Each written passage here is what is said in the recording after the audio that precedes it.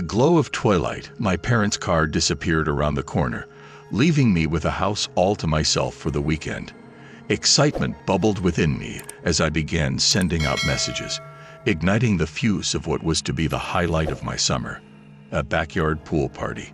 The guest list quickly swelled to around 25, a mix of close friends and acquaintances, eager for a night of music, swimming, and the promised spectacle of fireworks.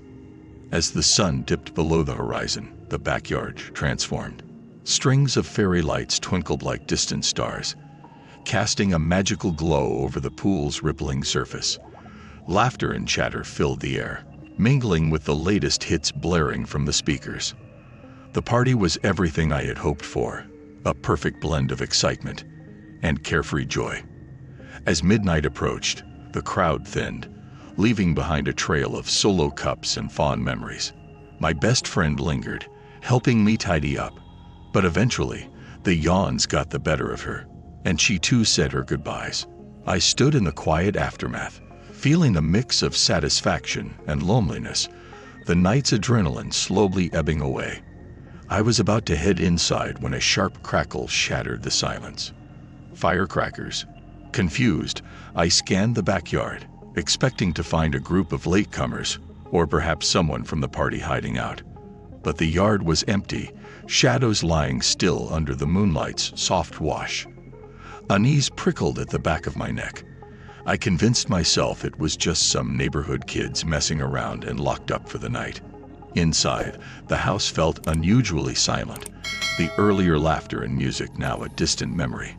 I decided to make a quick round, checking the doors and windows before heading to bed. That's when I heard it. A soft thud, like a book dropping to the floor, coming from the living room. My heart skipped a beat. Probably just the cat, I whispered to myself, though we didn't have a cat.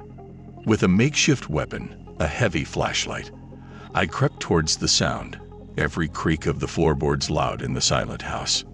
Peering around the corner, I expected to find a window left open, a curtain billowing in the night breeze. Instead, my flashlight beam landed on the unthinkable. Two masked men, rummaging through my parents' belongings. Panic seized me. A scream lodged in my throat. They hadn't seen me yet. I could run, hide, call for help. But as I turned, a floorboard betrayed me with a loud squeak. The room went still. I ran, the sound of footsteps thundering after me. Barely thinking, I darted into the bathroom, locking the door just as the first body slammed against it. I dialed 911, whispering frantically, the operator's calm voice in stark contrast to my terror. The intruders pounded on the door, shouting threats, but I held my ground, the phone my lifeline. The police arrived in what felt like an eternity, but was probably only minutes. The intruders had fled by then, leaving behind a trail of destruction and the palpable aura of my violated sanctuary. Shaking, I recounted the events to the officers, the reality of the situation sinking in. I was safe, but at what cost? In the days that followed, the intrusion haunted me. Every shadow seemed a lurking figure, every noise a potential threat. My home, once a place of comfort, now felt foreign and menacing. Sleep eluded me, the night's silence filled with imagined dangers. The police eventually caught the culprits, 3 men in total, drawn to the house by the noise and lights of the party. Their intent had been robbery, emboldened by the assumption that the house was empty. The relief of their capture did little to soothe my frayed nerves. In the aftermath, my parents installed a state-of-the-art security system, complete with cameras and motion sensors. I became an unwitting advocate for home security, my story a cautionary tale of vulnerability and invasion. The experience changed me in ways I couldn't have anticipated.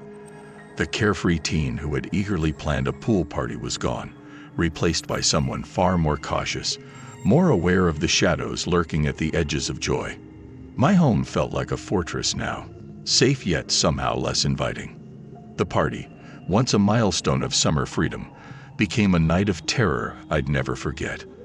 I learned the hard way that safety is an illusion, easily shattered by the unexpected intrusion of fear into our lives. And as I rebuilt my sense of security, one camera at a time, I couldn't help but mourn the loss of innocence, of believing in a world where summer nights were meant for nothing but laughter and light.